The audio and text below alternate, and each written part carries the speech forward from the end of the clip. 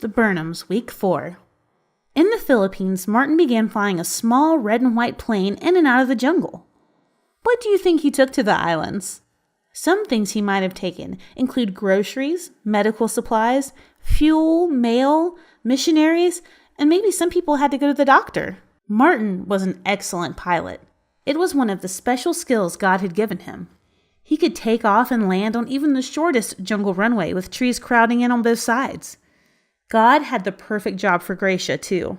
Every day, she used the shortwave radio to call the missionaries who lived far out in the jungle.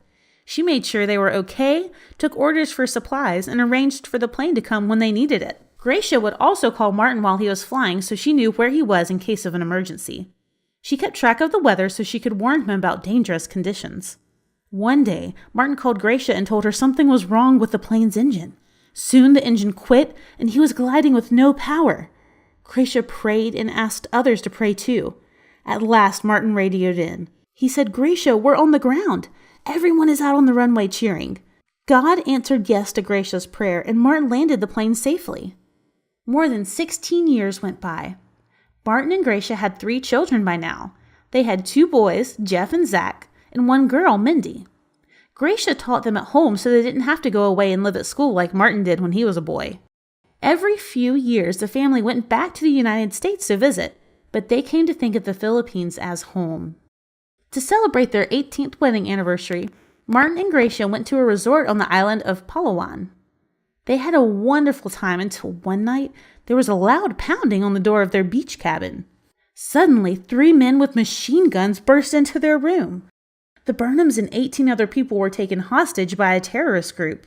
They were all loaded onto a small boat and taken to another island.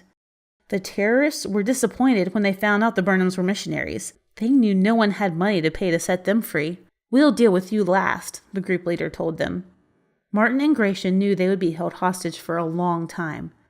It helped to know that other missionaries were caring for their children, but they missed them terribly. Day after day and week after week, their kidnappers forced them to walk through the jungles to keep them from being rescued by the Philippine army. Their feet were cut and bruised from walking so much. They had little food and water and were often sick. Martin was handcuffed nearly all the time. He even had to sleep handcuffed to a tree at night.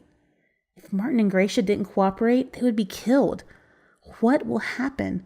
Will Martin and Gracia be safe? Come back next time to find out.